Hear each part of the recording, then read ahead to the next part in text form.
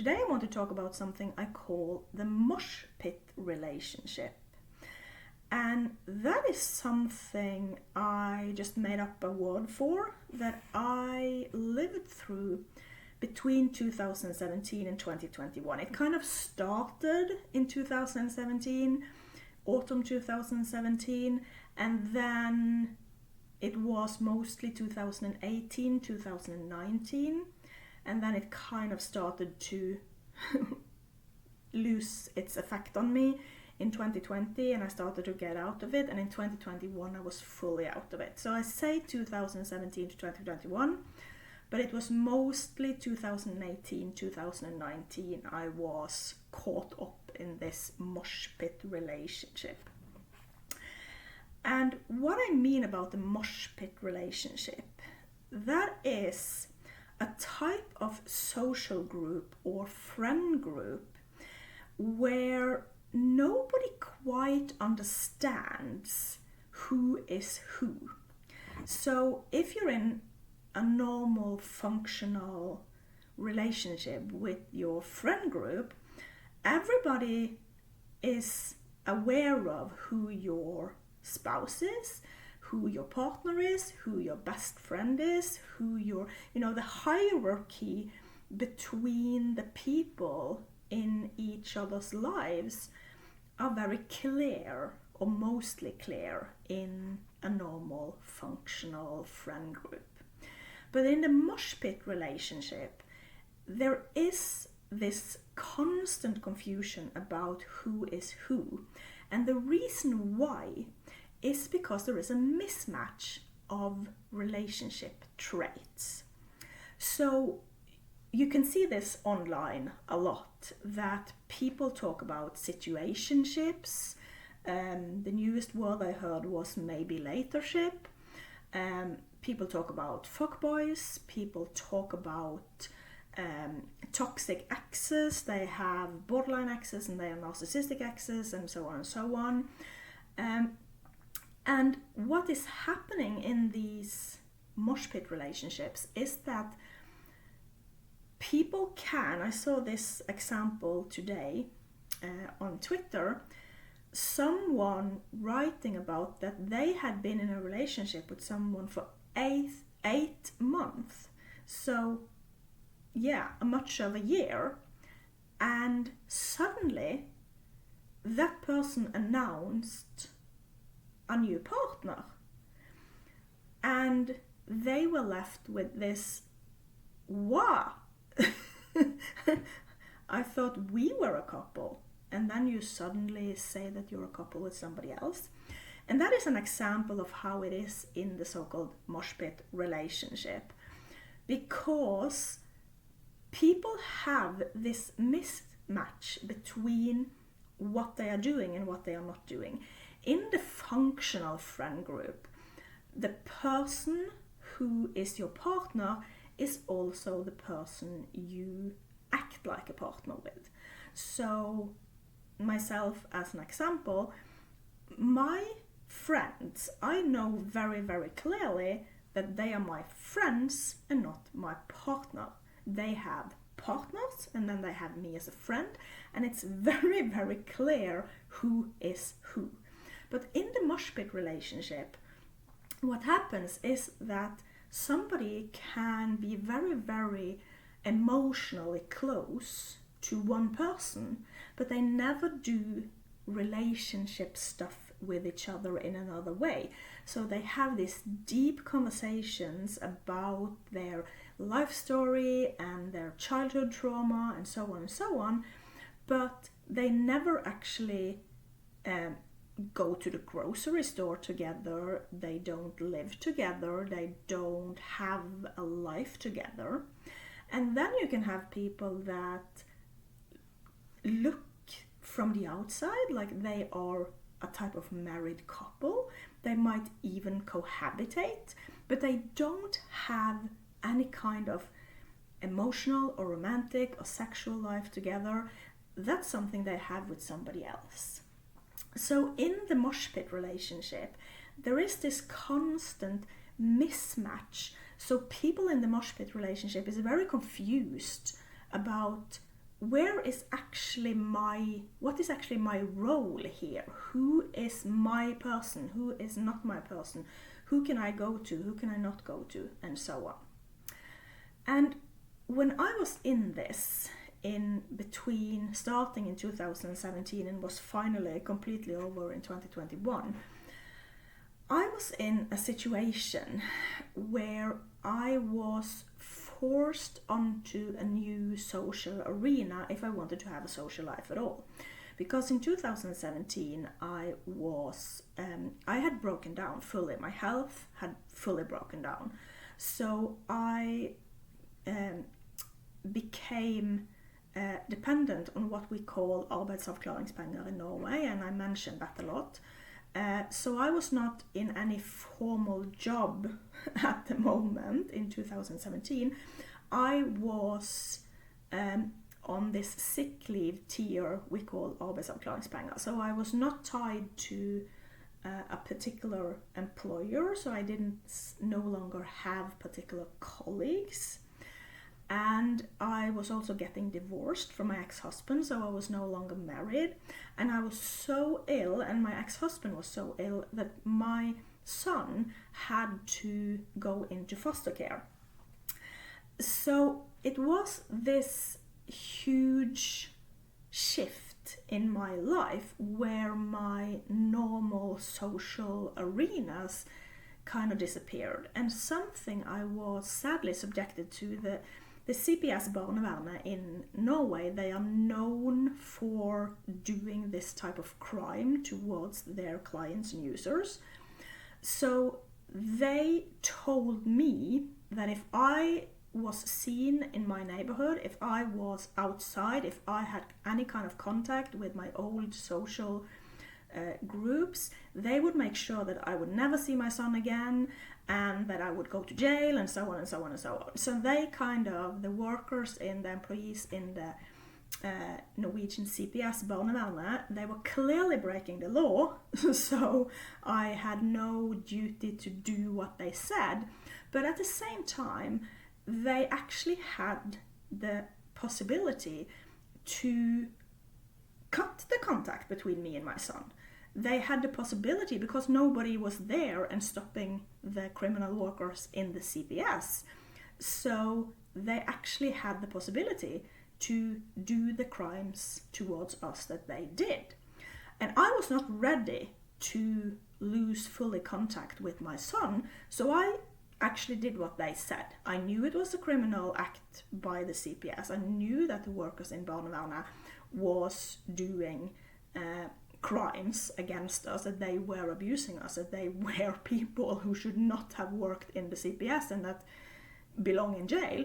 So I knew that, but they actually put me in a situation where if I protested, if I refused to go along with their crimes, I would lose contact with my son. And I was not ready for that. In 2020 I was ready for that, and I cut that contact because it's more important. It's more important, people, and I'm not holding it against it if you can't do this, because it is a severe crime you are being subjected to. So if you go along with what the criminal is saying, I will not hold that against you. But it is worse to go along with what a criminal is telling you than to lose contact with your own children. But it's extremely, extremely, extremely hard, so I'm not holding it against you, and I'm not holding it against myself, that I was in that for 3 years before I cut the contact with my son and said that, okay, we cannot accept this from the CPS barnevernet, then we rather have to live without contact and work to get these people into jail. But, so, in that situation, I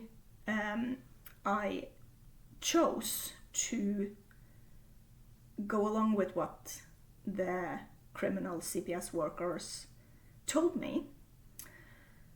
And that meant that I completely lost the social arenas I had. and the only social arena left was online. So I had a new social arena online because I was told that if I left the house, they would make sure that my son never saw his mother again and that I never saw my son again. So I could not leave the house, so my social arena, and I could also not have contact with people who had contact with my son, so I could no longer have contact with people who had children that were friends with my son, because that was also what the CPS Barnevernet, those employees, those particular employees told me, that if I was ever to be seen anywhere at all that had to do with my son, except out in the few hours these CPS workers allowed me to see my son, if I was seen outside the house, if I were caught having contact with my old friends that had children that were friends with my son and so on, they would make sure that we never saw each other again. So having online social interactions with other adults were my only option to have a social life at all, and human beings are meant to be social. So that's, yeah. So I actually was social with people online, and I talked with people, new people, because if I talked with completely new people and had completely new friends, I knew that the CPS workers could not use that against my son or me, because these people were completely new people, so there was no link there between me and my son if I talked with completely new people who did not know us at all. So the CPS workers could not use that against me. So, and I would just here remind my viewers again that I am a supervisor of the CPS system. So I am above these people that subjected me to crimes. So I am still working on getting these people punished for what they have done. So that's do not worry about me. That is my job. My job is to go after these people. So I will do that. So I do not need anyone to get in here and help me with this, because I am expert on this, and I will make sure that those people are punished for what they did. So when then I was in this online social group, that was when I saw this moshpit relationship unfold. And in the moshpit relationship, in what I call Norwegian Twitter, and just to say that again, Norwegian Twitter was a social group. It wasn't people online, it was a social group. So I just use the label Norwegian Twitter as a shorthand for denoting that social group. They were both online and offline, and they also used other platforms. So I also have them as friends on my Facebook, on my Instagram, they watched my YouTube videos and so on. So it's not actually on Twitter only, but I call them Norwegian Twitter as a shorthand. They also met each other offline, and I met a lot of these people offline. Not a lot, but yeah, that depends on how to count them. But I also met people from Norwegian Twitter offline, and my ex-boyfriend Sigurd, he is from Norwegian Twitter, and I of course met him offline.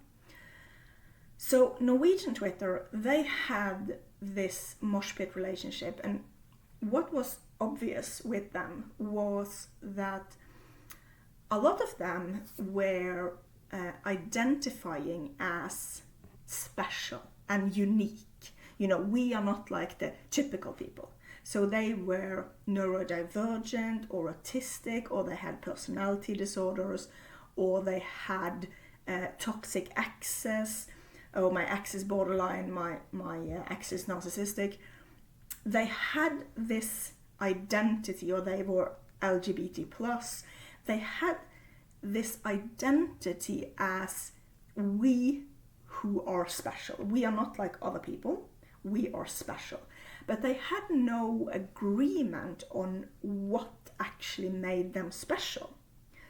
And this is also something that has been prevalent in the Norwegian culture the last decade at least, that people are trying to live in a more correct way. They want to be proper people, they want to protect themselves from the bad people, and they want to stay with the good people.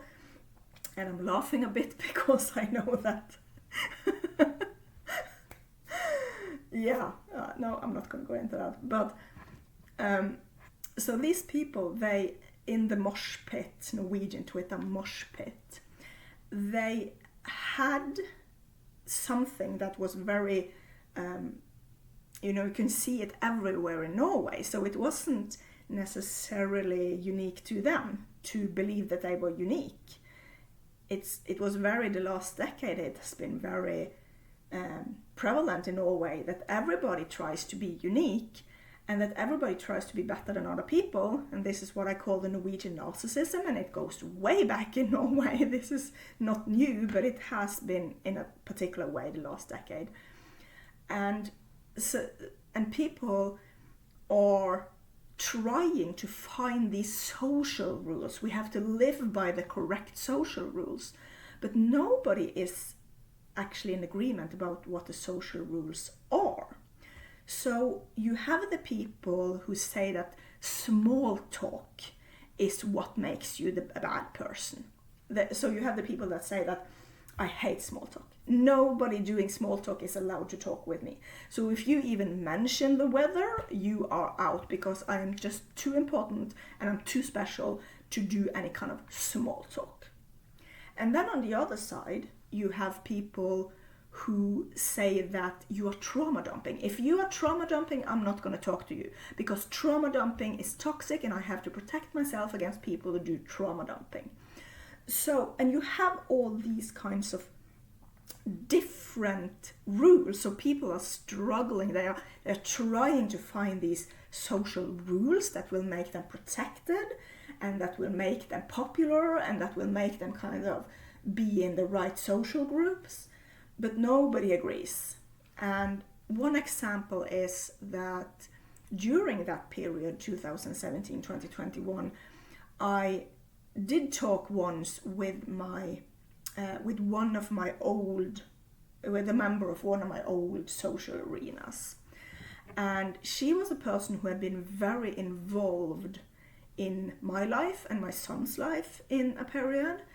And she was, in my head, she was kind of entitled to more information than she got. But I couldn't go out because I had been given this message by the Norwegian CPS that I couldn't have contact with people from my old social arenas. So I couldn't, keep up the information flow. So when I talked with her, after some years had gone by, maybe I think it was in 2020 or 2021. Actually, it might have been in 2022. So at one point, I had a conversation with her, and it was no longer dangerous for me or my son that I had conversations with her. So I told her, I updated her. It was long overdue in my head to give that update. But instead of her reacting the expected way, I expected her to say that, oh, how great, I have been wondering about what is going on here, because I was so involved in your life, in your son's life, and I haven't heard much from you lately, so I'm so happy that you're here and informing me and updating me on what is going on. And then I mean that this was a person that was actually very involved, not just in her head, not emotional, not texting, not just conversation. She was in the room with us when we were doing important decisions about the life of my son and me and my ex-husband. She was in the actual room. So this is that kind of involvement in our life. So I was expecting her to say, oh yeah, give me information, I want to know what's happening here. But instead, she said to me, oh, you're trauma dumping. Why are you standing here and trauma dumping? What are you doing, Susanna? You are trauma dumping to me. This doesn't belong in our relationship. You are trauma dumping to me. So that was kind of a, to me, that kind of became a bit of shock. But during those years, she had chosen, she was obviously trying to also find these rules. So very typical, very Norwegian, this is how Norwegians are. And she had chosen this: if people trauma dump to me, they are the evil people. And so I was only allowed to talk about the weather. If I talked about anything else than the weather to her, I was an evil person, and she wanted to be a good person, only involving herself with good people. So, but on the other hand, there is this extreme opposite to that, with the people who say that if you even mention the sun, if you mention the rain, if you mention the weather, you are an evil person because you are doing small talk and you are not doing deep talk. So people are choosing very randomly how they want to enforce these social rules. But for some people, this results in what I call the moshpit. So in the example with my former friend who was suddenly accusing me of trauma dumping, I kind of, okay, I don't know what, I can't live by this strange enforced rule of yours, so okay, I'm just gonna, then yeah, we can live in the same area, but we don't have any kind of friendship anymore because that's a rule I can't comply to. But if you want to only talk with people who talk about the weather, yeah, you are free to do that.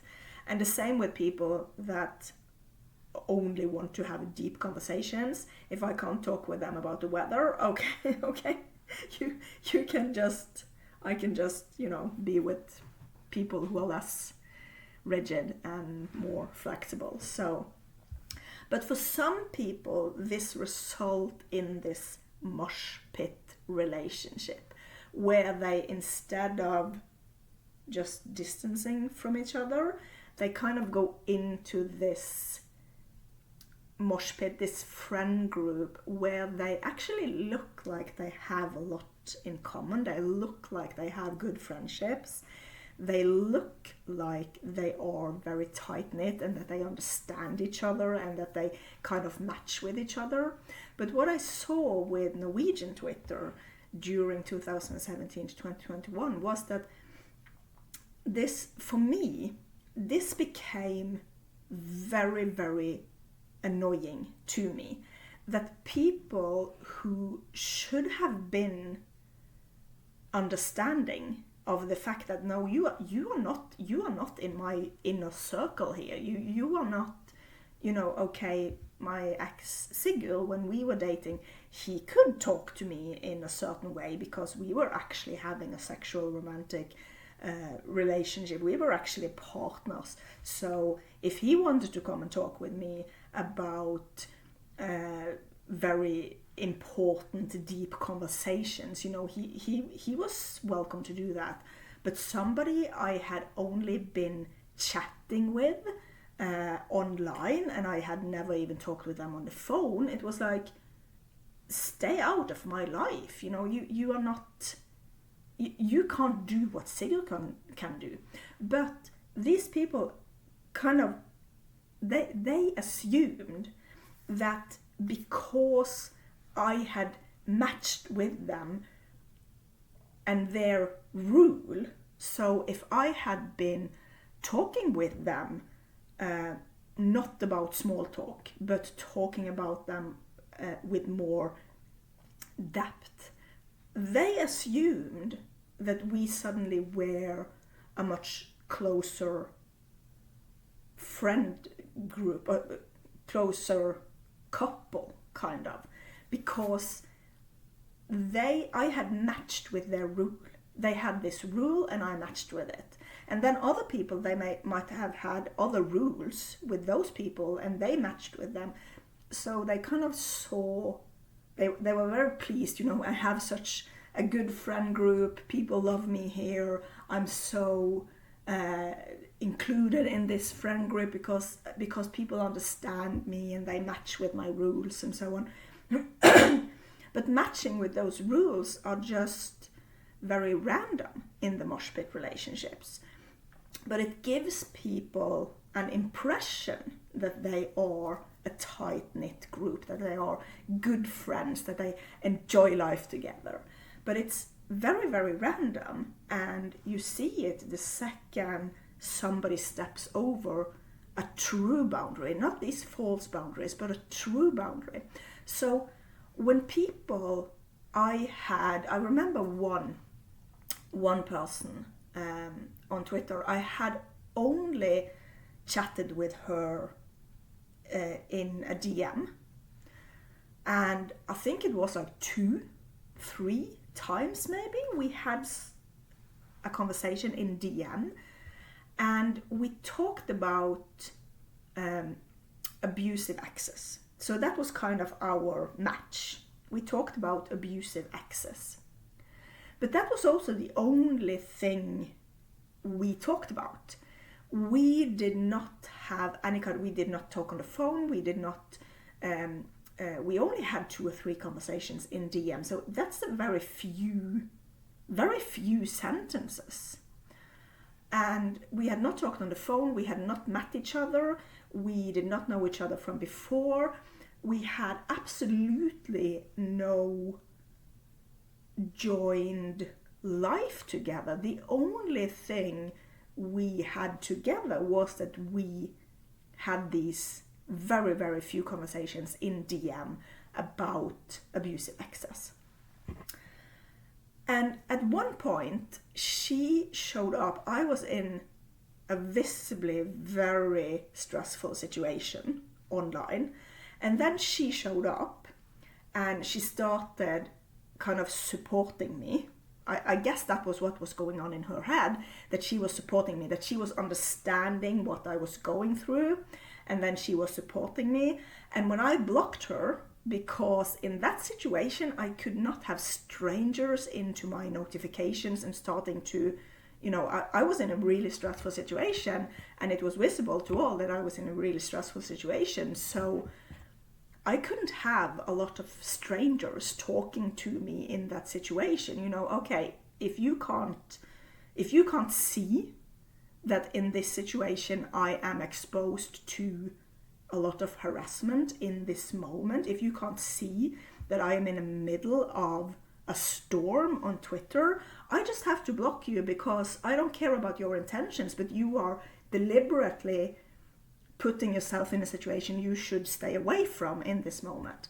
So I blocked her, and then I saw that she was kind of expressing this, but me and Susanne, we had we had the same experiences, or we had the same life story and something. And I was like, girl, we were chatting like 2 times or 3 times about one topic. This is not a close friendship. You are not in my life. You are not like Sigurd, for example. Sigurd is my partner. You, on the other hand, is a person who has never done anything else but talking to me for a very short while in DM about one topic. That's not a close relationship. But she seemed to believe that, that's a close relationship. So this is the mosh pit. This is the mosh pit relationship where people have one aspect only, or 2 aspects, or maybe even 3 aspects of a certain type of relationship, even if it's a romantic partner, if it's a spouse, if it's a husband or wife, or if it's a close friend, or if it's a sibling or family or something, or colleague. They have one maybe 2, maybe 3 aspects of that type of relationship. But instead of thinking, oh my God, but I lack 5, 4, 3 of the other aspects who are supposed to be in this type of relationship, instead of them thinking that there is so much lacking there that it can't be a partnership, it can't be a romantic relationship, it can't be husband and wife, it can't be a close friend, it can't be a colleague. Instead of them thinking that, they get into this very confused situation where they are thinking, but we had this 1, 2 or 3 aspects, so isn't that so? And then so in the moshpit relationship, it's these rules. People are trying to live by these rules. So it is the rules. It is the rules they have just... So their goal is to behave well. Their goal is to find the social rules and the way of living that will secure them a good life. And to achieve that, so they think, they believe that there is a set of rules there they have to figure out.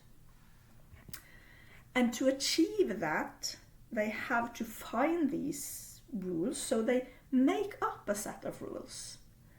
And then they actually find people who match with these rules. That woman I mentioned that I had 2 or 3 conversations with in DM, I don't know, but she might have had a rule that she had made for herself, that people who did small talk were bad people, and she would only want to have relationships, friendships with people with deep conversation. And then I and her actually had a conversation about a deep topic, that is being abused by your ex. And then maybe, I'm just speculating here, but maybe she was thinking that me fitting into her rule, that I didn't talk with her about, oh, it's sunny today, oh, it's rainy today, oh, yeah, what about those food prices? I didn't talk with her about the small talk. So maybe she was actually thinking that, I found Susanne she's fitting to this rule of mine. She's doing this social interaction that will make us the good people. So she is a close person to me. And then she discovered that I didn't see her as a close person to me at all.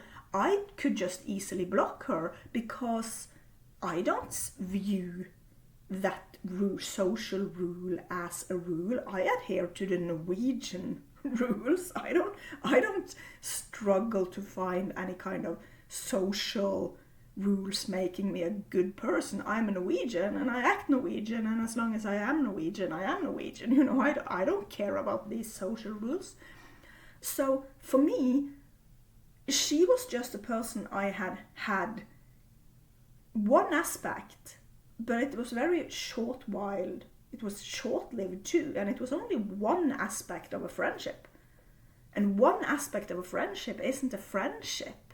You might be friendly, but it's not a friendship. It's not a person that is important to me just because we had 2 conversations, 3 sentences here, 4 sentences there, 5 sentences there in a DM. That's not an important person to me. That's just weird. So in the moshpit relationship, people are mixing up things and they believe that they are very close to each other.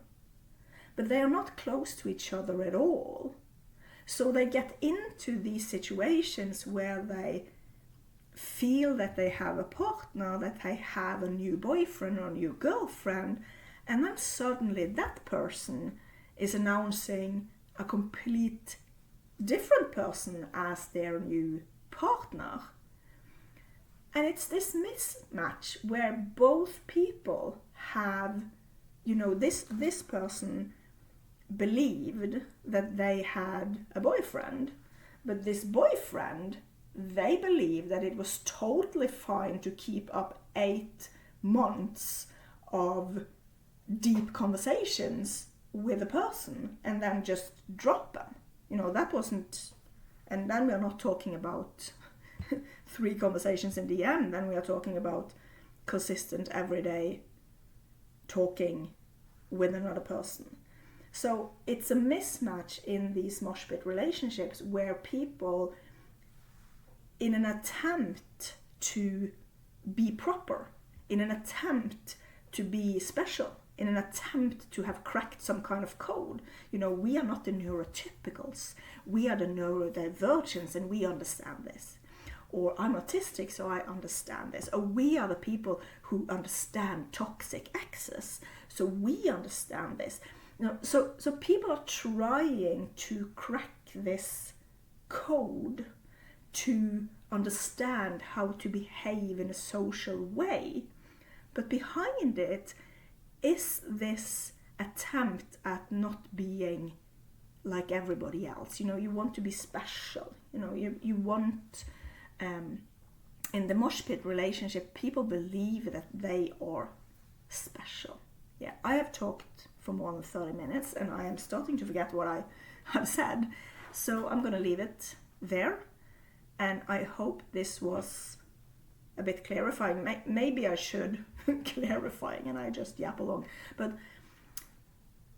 to avoid, if you are a functional person, you will naturally get out of the moshpit relationship. So don't be afraid of ending up in a moshpit relationship.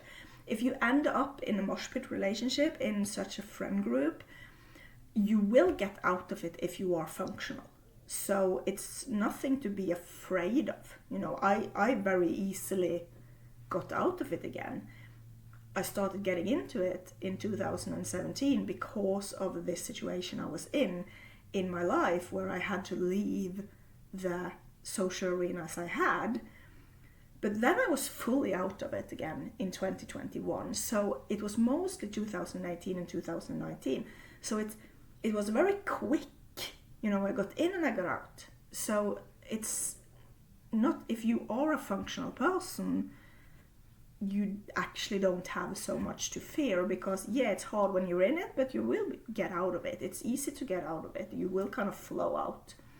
But if you are not particularly functional, if you have a lower functionality than I had in those years, then it might be a bit more difficult. And my advice to you then is to try to put aside this search for being perfect.